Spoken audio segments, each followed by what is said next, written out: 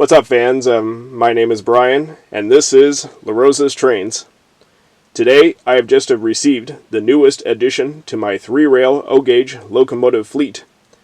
It's the 1998 RailKing semi-scale Conrail SD80MAC diesel from MTH. Well, MTH technically called it an SD90MAC. I'll explain more about it later on. The product number on this item is 30-2120-1. It's been about a couple of years since I last purchased an O-gauge engine, which is my RailKing B&O Doodlebug. If you haven't seen it yet, you can find a video of it on my YouTube channel. The reason I chose to buy the SD80MAC is that I wanted to have something very unique and not so generic like an SD70 ACE or an ES44 AC. Both types are extremely popular and unquestionably good sellers in O-gauge since the mid to late 2000s. I do have a couple of ES44s and one SD70, all of which are MTH RailKing. However, they can sometimes be boring to look at, but they're not that bad. They're really nice models, although it's a good idea to have something different than what we've frequently seen.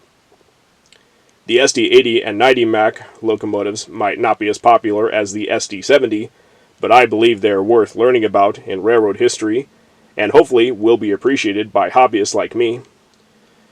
So I purchased this item from an eBay seller who lives in Greensboro, North Carolina. As you can see, I already took the box out of the parcel off screen. I cannot tell you the seller's actual address, but I want to point out that it's from Greensboro in case you're curious.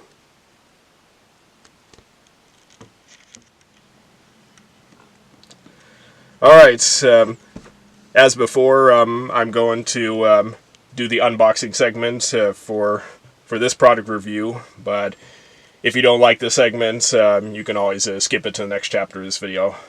Otherwise, I'm going to start opening this box. So, I think this should go like this. That's right. And I'll just open the other side as well. There we are. I'll just push it this way.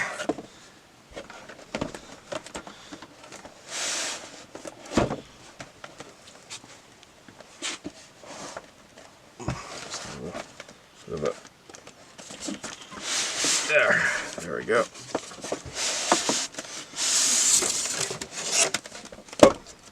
And here's the instruction manual, which is always important to read before operating any locomotive like this one.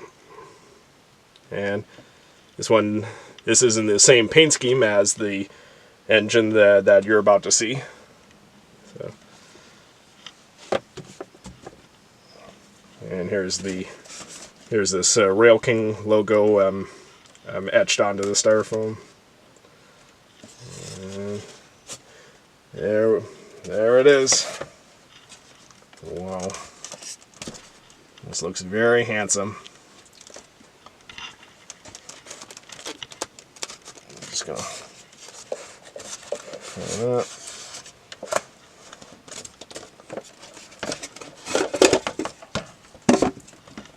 There we are. Just take these ribbons out.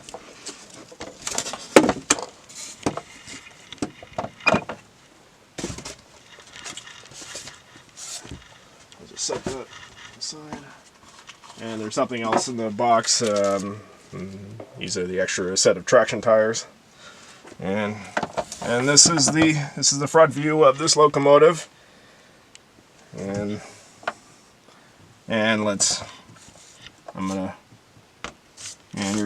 here's a side view of that engine. Looks so handsome. And here's the backside. Well, doesn't exactly match on what the real SD80MAC units look like, but still, I'm sure that MTH used the same SD90 tooling in that since the SD80 and 90 Mac locomotives are almost identical in size. I'm just gonna show you the front view of it while I talk some more. So yeah, I'm oops, I forgot to take out the ribbons. Sorry. So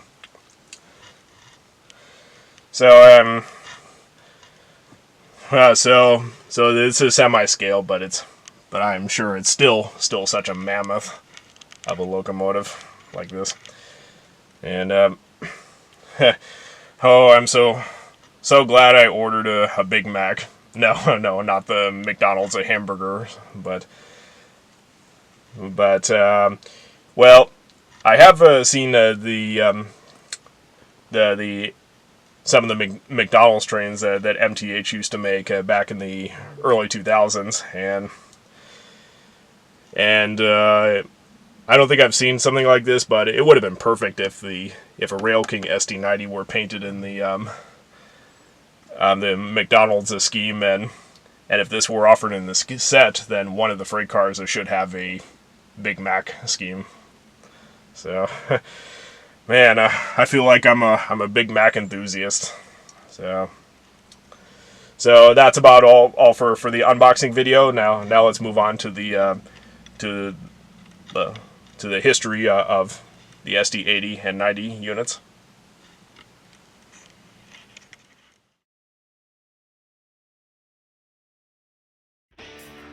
During the mid-1990s, some railroads desired a diesel-electric locomotive that can produce more than 4,000 or even 4,400 horsepower, specifically from a single engine as opposed to a double engine. General Motors' Electromotive Division was the first to achieve this goal with the introduction of the 6-axle SD80MAC. For the uninitiated, SD stands for Special Duty. The M is short for Modified with respect to the wide nose safety cab design, and the AC refers to the alternating current traction motors that are more durable and reliable than direct current motors. The purpose of the EMD 80 series was to produce 5,000 horsepower by using a 20-cylinder configuration of the 2-cycle 710G diesel engine. This wasn't a new concept though, since EMD previously designed the 20-cylinder 645E prime mover for the 3,600 horsepower SD45 locomotive in the 1960s. Only 30 SD80MAC units were produced between 1995 and 1996. The first 2 were built as EMD demonstrators, while the rest were constructed exclusively for Conrail. The demo units were later sold to the same railroad. Another big 6-axle diesel locomotive is Electromotive's SD90MAC, which was designed to produce 6,000 horsepower. There were 3 major variants of the EMD 90 series. The first was built in response to Union Pacific's demand for motive power, while the builder was in the process of perfecting the 16-cylinder 4-cycle 265H diesel engine. This is called the SD90-43MAC, rated at 4,300 horsepower, as propelled by the more common 16-710G prime mover. It is also known as the convertible because EMD gave customers the option to convert these locomotives with the massive H engine once it became available. The second version was built with the new 6,000 horsepower 265H and is designated as the SD90MAC H. Notice that its roofline has sloped edges compared to the flat top on both the convertible and the 80MAC. The final model of the 90 series was also an SD90MAC H, the H2 in this case, but it has the new Phase 2 cab design, which eventually became standard on the more popular SD70 ACE in 2003. The entire production of the SD90MAC lasted between 1995 and 2000. Union Pacific purchased all 3 versions, while Canadian Pacific bought the 43MAC and the Phase 2 MacH. CIT Group, a leasing company, bought a total of 40 convertible units, but no other version from the builder. There are also 2 EMD SD90 demonstrator units with the Phase 2 cab style. Altogether, EMD ended up with 410 convertible SD90s, 22 Phase 1 MacH units, and 46 of the Phase 2 units.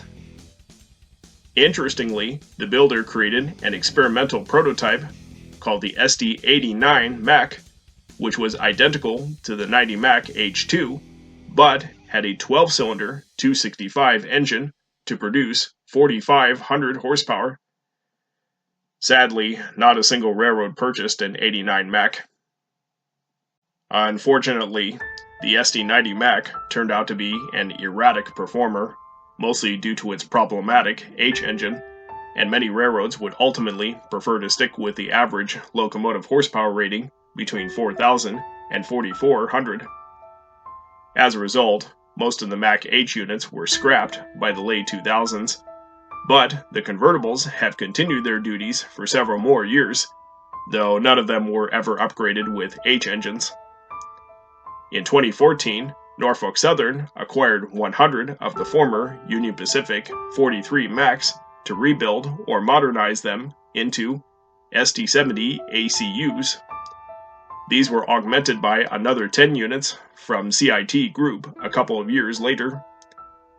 Beginning in 2018, Canadian Pacific also sent its convertibles to Progress Rail for their rebuild into ACUs.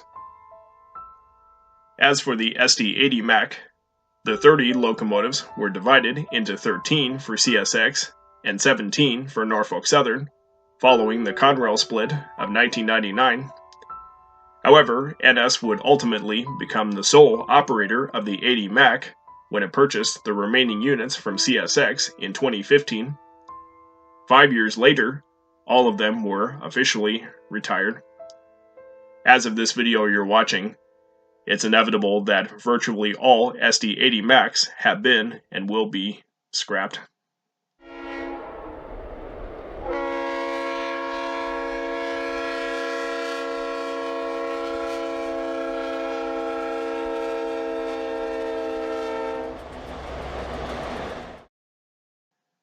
While the railroads were not so happy with the SD90MAC, it has certainly become a favorite of train spotters and model hobbyists.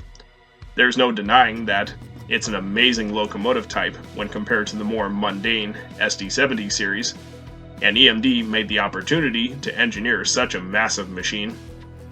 What's even more significant is that the ill-fated H engine became the source material for the builder to design its second 4-cycle diesel engine, the 12-cylinder 1010J, which is used for the Tier 4 emissions-compliant SD70 ACE-T4.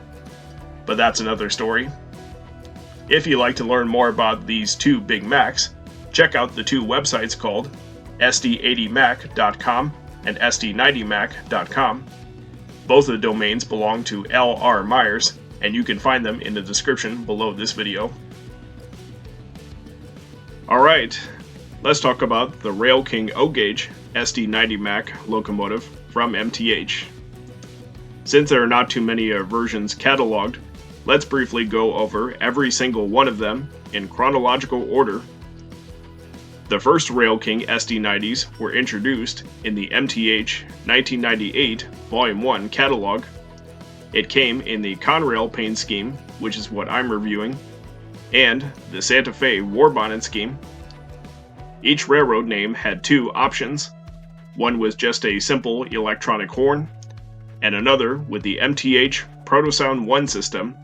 I actually have the latter version. The first Premier O-Scale SD90 and SD80 diesels were offered in the 1998 Volume 2 and Volume 3 catalogs, respectively, but we're focusing on just the RailKing versions, so the Premier line will not be covered.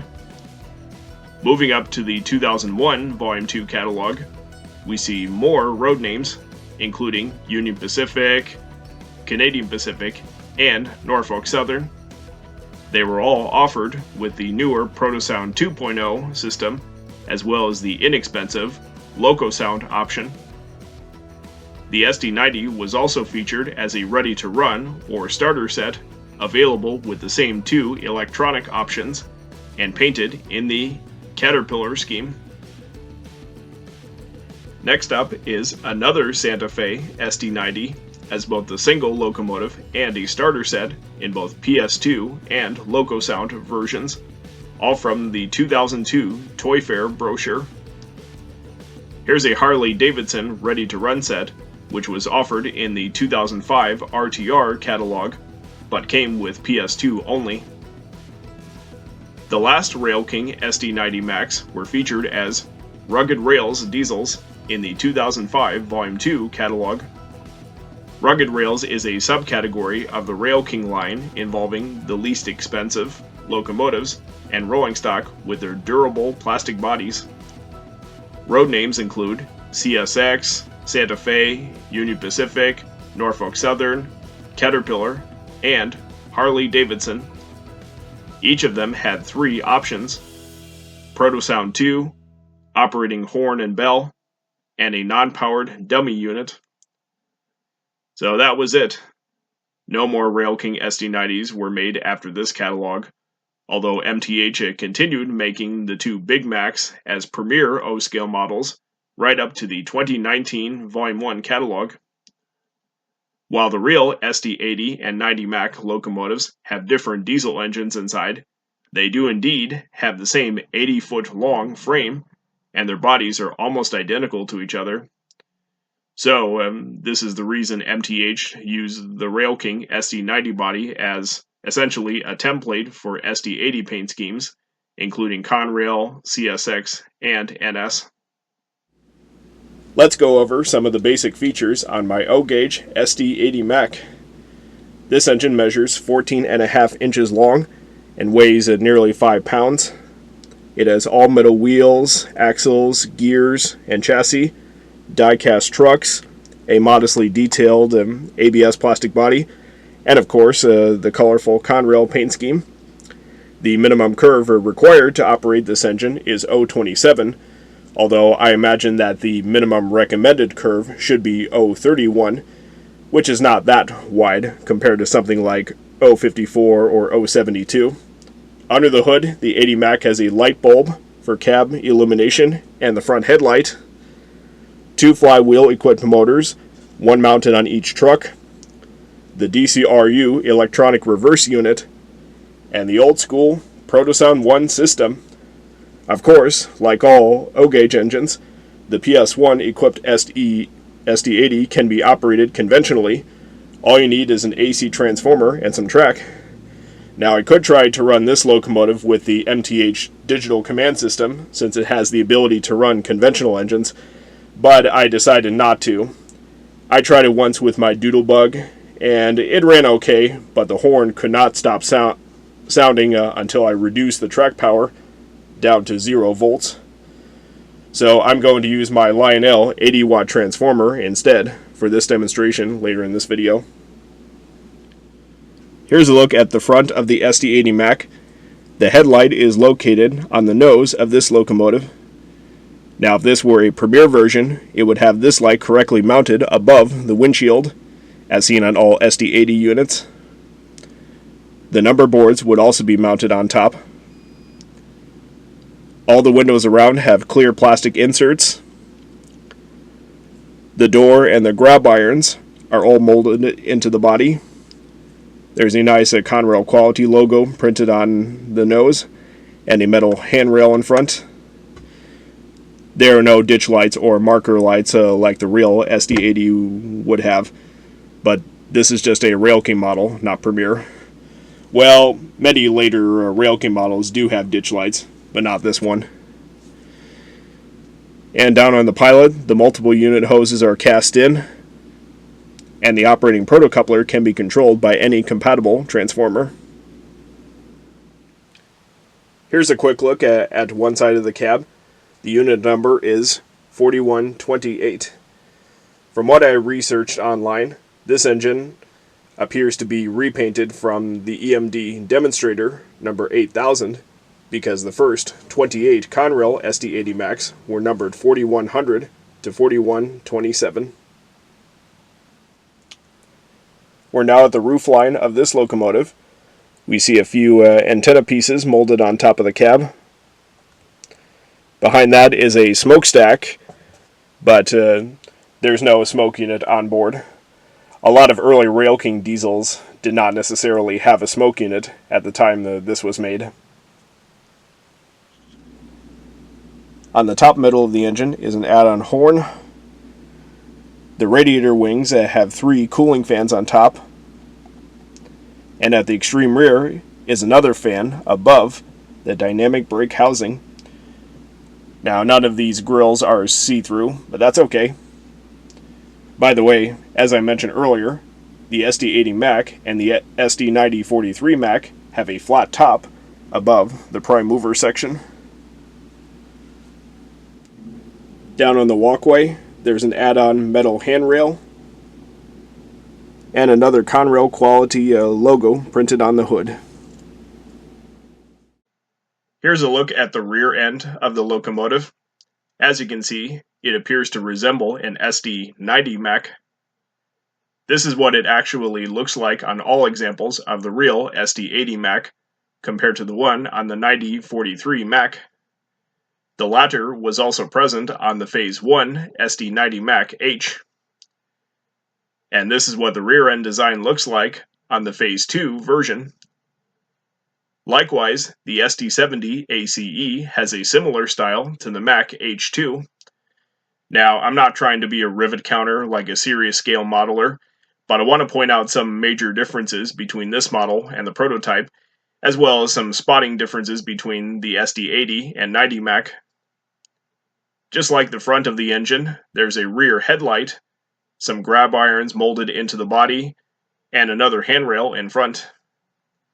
Again, down on the pilot, we see another set of MU hoses molded in, and the rear protocoupler that can be fired through the transformer.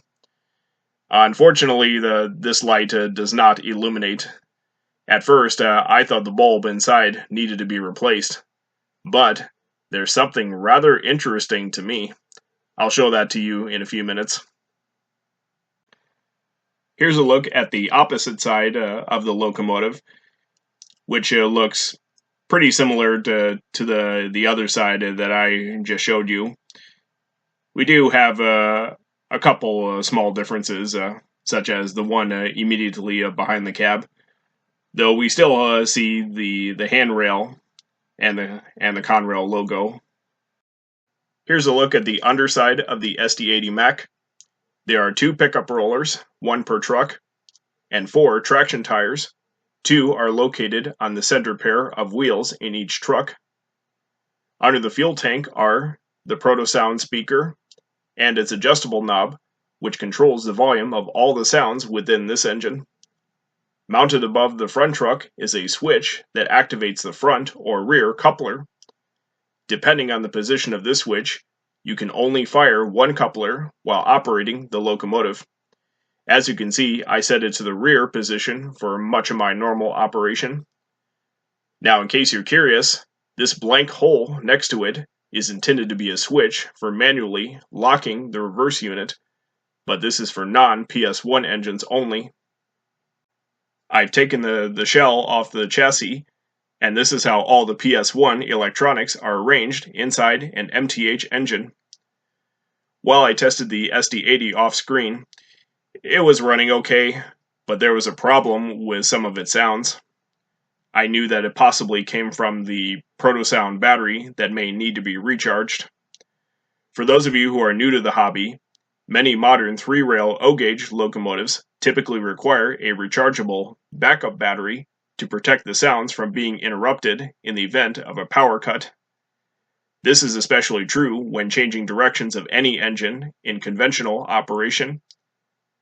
The battery is also useful in case the train runs over any dirty or dead part of the track that has a poor electrical connection.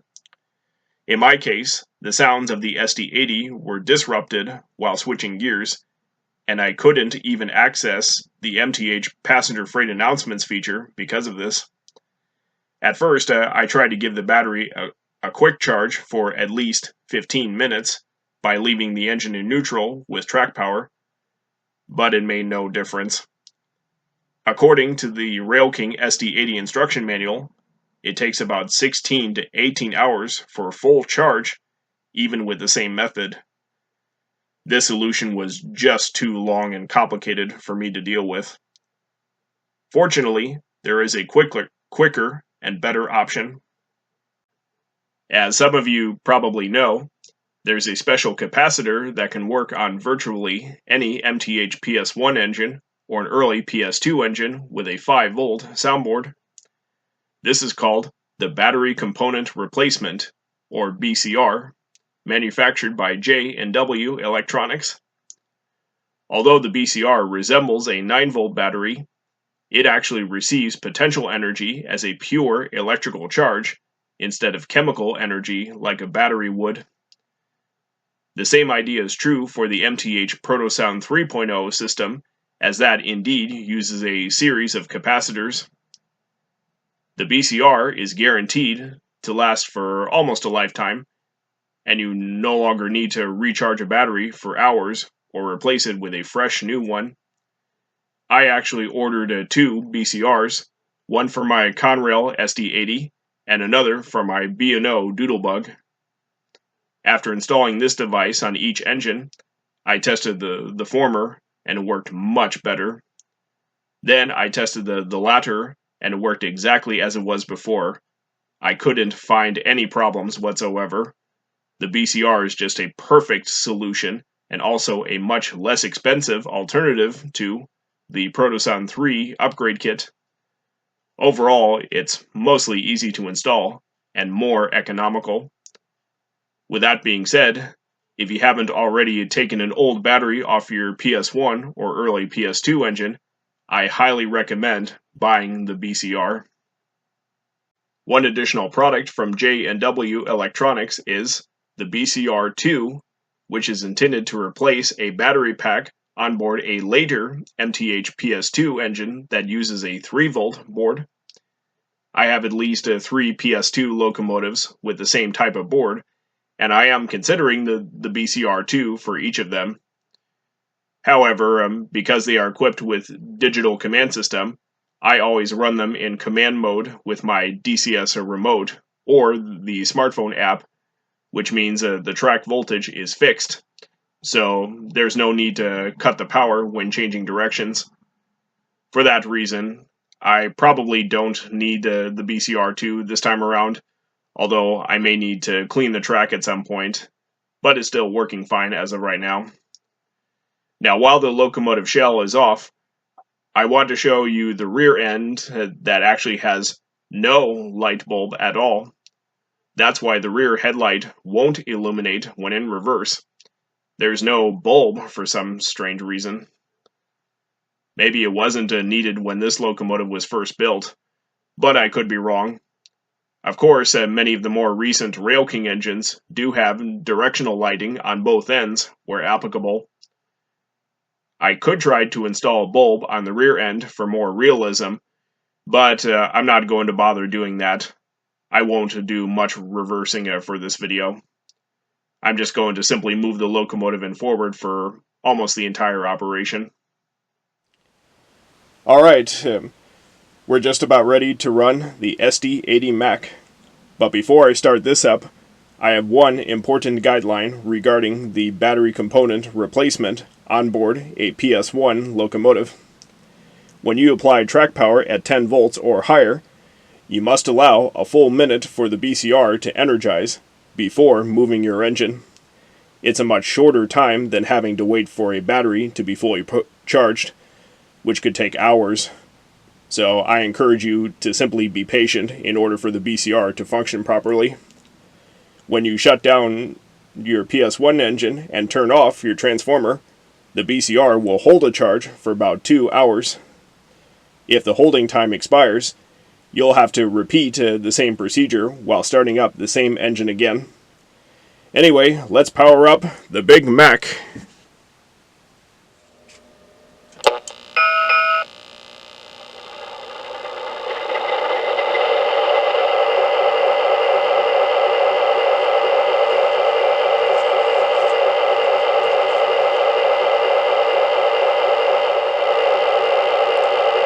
as always, I will demonstrate the horn and bell, but because the horn is disabled in neutral, I have to move the engine in forward or reverse in order for this to work. So here's the bell.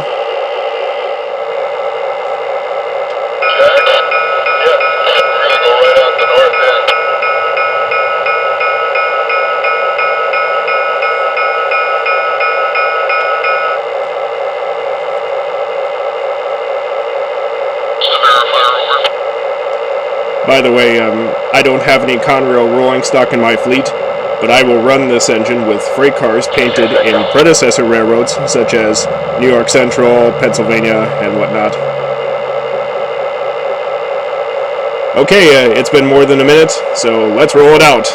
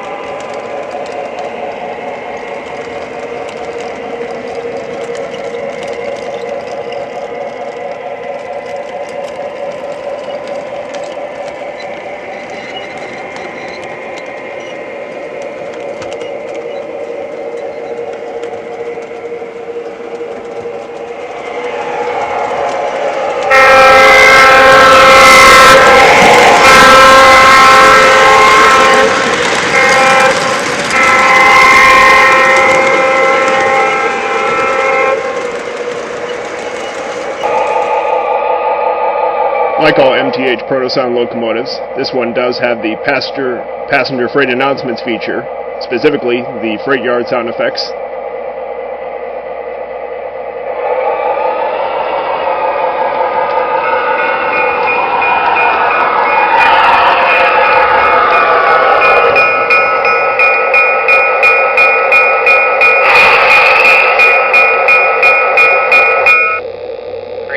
Here in A yard.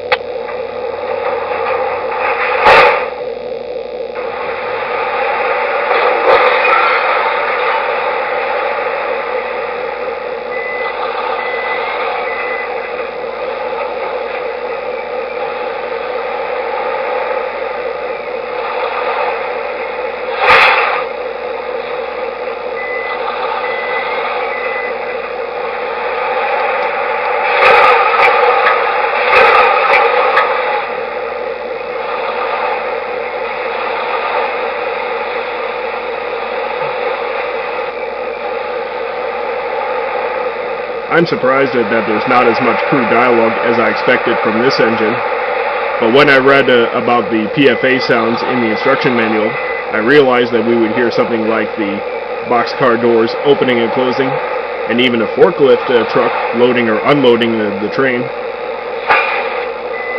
There are also some reverse warning beeps from the forklift, so that's cool. If you have any previous experience with a RailKing SD80MAC with PS1, let me know your thoughts in the comments below.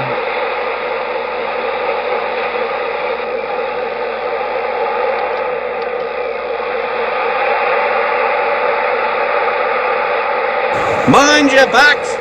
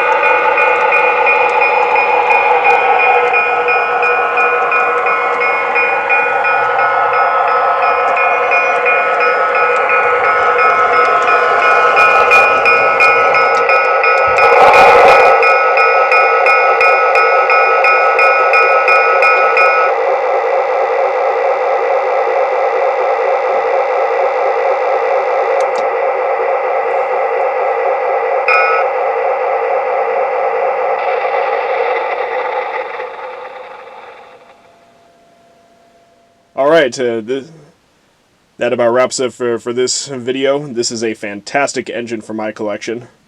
Although the real EMD SD90MAC was considered a flop for the railroads, getting a model of it is one way of showing some love to this interesting locomotive.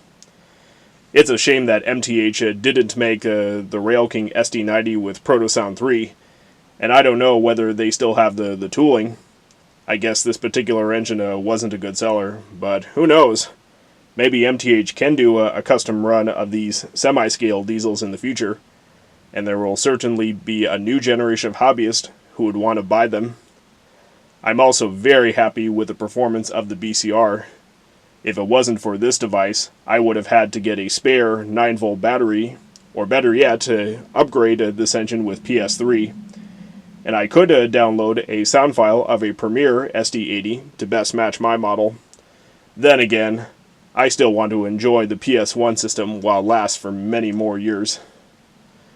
The 6,000 horsepower concept might have been abandoned by the American railroads, but the SD90 will never be forgotten by rail fans like me. Same thing for the 80MAC, which is what I've called my engine for most of this video, due to the fact that Conrail bought this type. So I hope this video explains why I wanted to appreciate these two big Macs of EMD. They are just very special. If you'd like to support La Rosa's Trains, I would greatly appreciate it. That can be done through my Patreon page at patreon.com/LaRosasTrains.